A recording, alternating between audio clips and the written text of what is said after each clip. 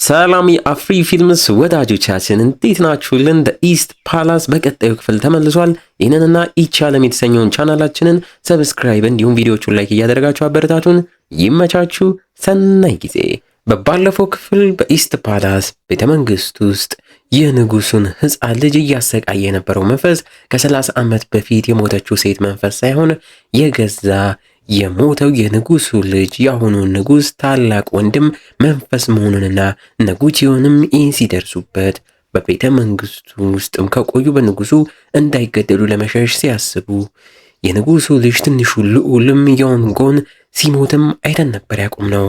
በዚህኛውም ክፍል ቀጥለን የህፃኑ ልዑል ቀብር ስነ ስርዓትም እየተደረገም እያየን ሲያንጋንግም ጉቺዮንን በንጉሱ ተገኝቶ እንዳይገደል አንድ የመጸለያ ቦታም ላይ ያለ ሳጥን ውስጥም ደብቀው በቀዳዳ ቀጣይ ምንም ማድረግ እንዳለባቸውም እየተማከሩ ጉቺዮን ከዚህ ሆኖ ውሃ ውስጥ መግባትና ወደ መናፍሳት ዓለም መሄድ ስለማይችል የንጉሱን የመጀመሪያው ልጅም መንፈሱን መፋለምም ከዚህ ሆኖ ስለማይችል ከዚህ ሆኖ መንፈሱ ፓላሱን እንዳይቆጣጠር እንዳይስፋፋ ለማድረግ ያስባል። በተመሳሳይ ሰዓት ሲያንጋንግ ደግሞ አባቷን እንዴት ብላ አሳምና ጉቺዮንን እንዳይገለው ለማድረግ ታቅዳለች። በቀጥታ ከዛ ወጣ ወደ አባቷ ንጉሱ ጋር ማመርታ ጉቺዮንን የደብቀሽው ነው ተናገሪ ብትባልም ወይ ፍንክች እያለች እሱን ከገደልከው የሞተው የመጀመሪያው ልጅ የንጉሱ ታላቅ ወንድምክ መንፈሱ ፓላሱን እየተቆጣጠረው ይመጣል ብትለውም እሱ ግን ጉቺዮን የሰጠውትን ተልእኮ አላሳካም።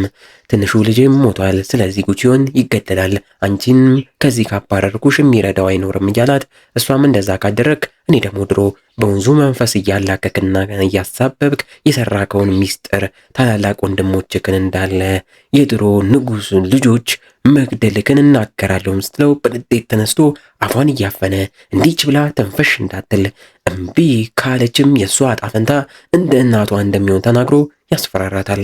እናቴንም አንተ ነህ ወይ የገደልካት እያለች ልትጠይቀው ትሞክርም አፏን ዘግታ እንድትወጣና ለቀጣይ ቀናት ከምታድርበት ቦታም ንቅንቅ እንዳትል በጠባቂዎቹ እንድትጠበቅም ያደርጋል።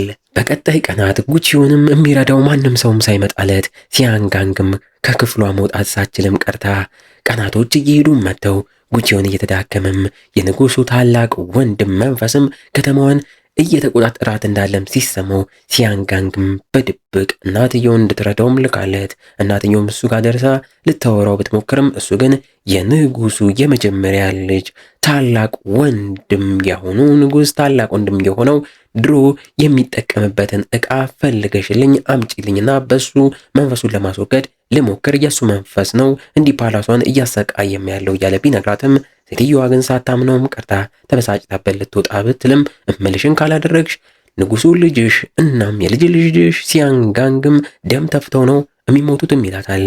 ንጉሱም ከአማካሪዎቹ ጋር ተሰብስቦ እየተወያዩ እነሱም የነሱ ግዛት ላይ ያለ ጎያንጊዮን የተባለ መንደር ላይ ነዋሪዎች ክፉኛ ታመው እየሞቱ እንዳሉም እየነገሩት አያይዘውም ቀጣዩ አንተ ስትሞት የሚሾመው ልዑል አሁን ምረጥ ቢሉትም ማንን እንድመርጥ ፈልጋችሁ ነው? የኢክሳንግን ልጅም አይታችሁታል እንዴት ያለ ደካማ ሰው እንደሆነ። እናም ሲቀጥል እኔ ሙሉ ለሙሉ ጤነኛም ነኝ ታገሱም እያለ እየጮኸባቸው አጠገቡ ጥቁር የሚጨስ መንፈስ የሚመስል ነገር ሲከበውና ሲቃረቡ እየታወቀው መንቀሳቀስ አቅቶት እንደምንም እየተንቀሳቀሰ ምን ተፈጥሮብኝ ነው በሚል ይደናገጣል። ክፍሉም ገብቶ ልጁን የገደለበትን መንፈስ እየተከታተለው እንዳለም ስላወቀ ቀጣዩን ልዑሉን የኔን ልጅን ገለክብኛል እኔም አለቅክም እያለ መንፈሱ ላይ ይዘትበታል። በሌላ በኩል የንጉሱን መሞት የሚመኘው ፕሪንስ ኢክሳንግም ከሻማኑ ከጠንቋዩም ጋር ሆኖም እያወራ ፓላሱ ላይ ምን አዲስ ነገር እንዳለም እየጠየቀው ሻማኑም ፓላሱ በመንፈሱ ቁጥጥር ስር ወድቋል፣ ንጉሱም መሞቱ የማይቀር ነገር ነው፣ ግን እኔ የሚያሳስበኝ ጉቺዮን የተባለው ሰው ንጉሱን እንዳይረዳውና እንዳያተርፈው ነው እያለም ሲናገር ኢክሳንግም እንደዛ እንዳያደርግ ጉቺዮን ተብየውን ማስቆም አለብን እያለም ይናገራል። አመሻሽ ላይ ሲያንጋንግም በንጉሱ ከክፍለ ወጣ አብራው እንድትሄድም ተነግሯት አብረው ሆነው በፈረሳቸው አቅራቢያቸው ያለ ጎያንግ ኪዮን መንደር ላይ ያመራሉ። እዛም ሲደርሱ በሚያሳዝን ሁኔታ አዲስ በመጣው በሽታም ሳቢያ ብዙ ሰዎች እየሞቱ እንዳለና የመንደሯ ሐኪምም በሽታውን ማወቅ እንዳልቻለም ምን እንደሆነም አላወቁም፣ መንፈስ ይመስላልኛልም እያለም እየተናገረ ንጉሱም ጋር አንዲት ታማሚ ሕፃንም አባቴ ወንድሜ ታሟል እርዳልኝ እያለች ስትለምነው ስታለቅስበትም የሞተው ሕፃኑን ልጁንም አስታውሰው እያዘነ ይህ በሽታ ሳይስፋፋ በአፋጣኝ መፍትሄ ማግኘት አለብን፣ ሁላችንም አደጋ ላይ ነን፣ ወደ ቤተ መንግስቱ እንመለስም በማለት ይመለሳሉ። ጉቺዮንጋም የሲያንጋንግ እናትም የሞተውን የንጉሱን ታላቅ ወንድም የድሮ የልጅነቱን ይጽፋቸውም የነበሩ ግጥሞችንም አምጥታ ይሄ ነው ላገኝ የቻልኩት የእሱን ዕቃም ብላም ሰጥታው እሱም ጥሩ አሁን እምልሽን በትክክል አድርጊ፣ የድሮ የእሱ ክፍል ላይ አምርተሽ እነዚህን የግጥም ወረቀቶች መውጫ በርና መስኮት ላይ እጆቻቸውን እየነቃቀልሽ ወረቀቱንም ለጥፊ፣ በዚህም መንፈሱ ከዛ እንዳይወጣም እናደርጋለን እያላት እንዳለውም አድርጋለት መንፈሱም ሊወጣ ሲታገል እያየን የኢክሳንጉ ሻማንም ወደ ቤተ መንግስቱ ገብቶ ጉቺዮን ክፍል ገብቶም እዛም እሱን መፈለግ ጀምሮ በጥንቆላው ችሎታው የት እንደተደበቀም ይደርስበታል። ያንን አቃጥሮ የንጉሱ ወታደሮችም ለንጉሱ የጉቺዮንን መገኘትም ሲነግሩት እሱም ግደሉት ብሎ ትዕዛዝም ሰጥቶ ከተደበቀበት ሲያወጡት ጉቺዮንም በእጁ የያዘውን ሲለቀው የተዘጋበት መንፈሱም በሩን ገነጣጥሎ ሲወጣም እያየን ወታደሮቹም በስለት ጉቺዮንን ወቅተው ሊገሉት ሲቃረቡ እሱም እየሳቀባቸው ንጉሱም እንዲሁም ሁላችሁም በቅርብ ሟቾች ናችሁም ይላቸዋል። እንዳለውም ንጉሱ ክፍሉ ሆኖ ደብዳቤ እየጻፈም ሳለ ደም ተፍቶ ራሱን ይስታል በለው። በድንጋጤ ጠባቂዎቹም ይዘውት ሕክምና እንዲያገኝም ለማድረግ ይሞክራሉ። ቤቷ ያለችው ኪዩንዳጀሯም የንጉሱን መታመምና በቅርብ ሊሞት እንደሚችልም ስትሰማ የንጉሱ ዘር እዚህ ጋር ሊያቆም ነው ማለት ነው፣ ፕሪንስ ኢክሳንግን አስጠሩልኝ እያለች ታዛለች። ሲያንጋንግ ታስሮ እየተደበደበ ያለው ጉቺዮንጋም ደርሳለት ፍቱት እያለች እያዘዘችም አስለቅቀው ቁስሉን እያከመችለት አባቷ በጠና እንደታመመና እንዳይሞት መፍትሄው ምን እንደሆነም ጠይቀው እሱም ከዚህ በኋላ ያለው መፍትሄና አማራጭ የመንፈሱን የሞተውን የንጉሱን ታላቅ ወንድም እዚህ ያለውን ሬሳም አምጥቶ በሱም መንፈሱን ለማስቆም መታገል ነው፣ ካልሆነ አንቺም ራሱ ቀጣይ አደጋ ላይ ነሽም እያላት እሷም የንጉስን ዘር ሬሳ ቆፍሮ ማውጣት ትልቅ ወንጀል እንደሆነ ብታቅም ወታደሮቹን አባቴ ተሽሎት ከነቃ በኋላ እኔን በዚህ ወንጀል ይጠይቀኛል፣ እናንተ አሁን ሬሳውን ቆፍራችሁ አምጡም ብላ ማዛቸው።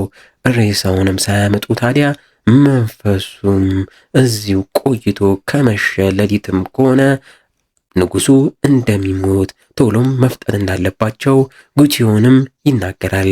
ሬሳውንም ሲያመጡ መንፈሱም እንዳይነቃ እንስሳ እንደሚያመጡ ማስመስለው እንዲያስገቡም ይናገራል።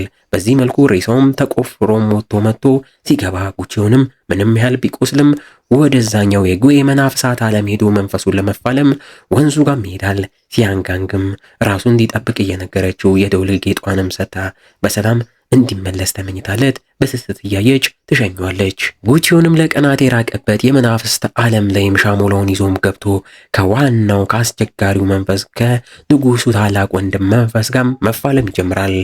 ከመሄዱ በፊት ለሲያንጋንግ እንዳላት ሬሳውን በኔ ደም የተቀባ ጨርቅ ጠቅለሽ አስረሽና በጨርቁም እንዲሁ ክፍሉንም በርም ዝጊውና ለማንም እንዲች ብለሽ በሩ እንዳከፍችም ስላላት አሁንም እሷ እንደዛ እንዳላትም አድርጋ መንፈሱም ጣልቃ ትግባ እያለ ቢፋለሙም እያቃተው ልክ እዚህ ያለችው ሲያንጋንግም ደም የተጠከረውና የተጠቀለለው ገመድ ሲበጠስ አይታ እሷም ያንን ጨርቅ አፍ ውስጥም ሬሳ ውስጥ ስትከተው መንፈሱም እዛ በአፉ ያንን እየተፋ ሊሞት ይቃረባል።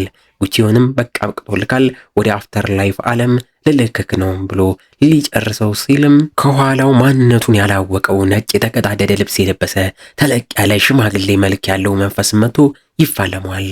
በዚህም ግርግር ያኛው መንፈስም ያመልጣል። ጉቺዮንም አንተ ደግሞ ማነክ? እዚህ ምን ትሰራለህ? ለምን ጣልቃ ገባክ? እያለ እየተፋለመው ምንነትህን ካላወቅኩ እንዴት ነው ወደ አፍተር ላይፍ የምመለሰውም ሲል እየሰማ ነው። እኛም ይህ መንፈስ በሚገርም መልኩ እዚህ ዓለም ላይ ያለው የፕሪንስ ኢክሳንግ ሻማን በጥንቆላ የላከው መንፈስ እንደሆነም እንረዳለን በለው። በስተመጨረሻም ትዕይንቶቹ ላይ ያ ሻማን ደም የነካውን የጉቺዮንን ጨርቅም ላይ ጥንቆላውንም ሰርቶ በስለት ሲሸረክተው እዛኛው ዓለም ላይ ያለው ጉቺዮን አንገቱ እየተሸረከተ ሲደማም እያየን ሻማኑም እሱም መቀጥቀጡን ይቀጥላል። ቺያንጋንግም የጉቺዮን ደም የነካው ጨርቅ ሲደማም ስላየች የሆነ ችግር ተፈጥሯል ማለት ነው እያለች በሩ ጋር ሰራተኛዋ ደርሳ ወንዝ ውስጥ ያለው ጉቺዮን ጉድ ሆኗል፣ በሩን ክፈችልኝም ስትላት እሷም በምንም ተአምር እንዳከፍች የተባለችውን በር ከፍተው ከባዱ መንፈስ ወደ ውስጥ ገብቶ ከጀርባም ይቆማል። ጉዌሜ መንፈስ ውስጥ መናፍሳት ዓለም ያለው እየደማም ያለው ጉቺዮን መቀጥቀጡን ቀጥሎ በመሃል ያ ትንሽዬ አሻንጉሊት መንፈስም አሁንም በጣም ትልቅ ሆኖ ደርሶለት የሻማኑን መንፈስም ተንደርድሮ ጥሎ ይበሏል። ጉቺዮንንም ያተርፏል። ዋው! በቀጣይስ ክፍል ምን ይፈጠራል? ጉቺዮን ንጉሱን ያተርፈው ይሆን? አብረን በጉጉት የምንጠብቀው ይሆናል። ቶሎ እንዲለቀቅ ላይክ እና ሰብስክራይብ እንዳይረሳ። እስከዛው ግን እንደ ሁልጊዜው ቸር ቆዩልን።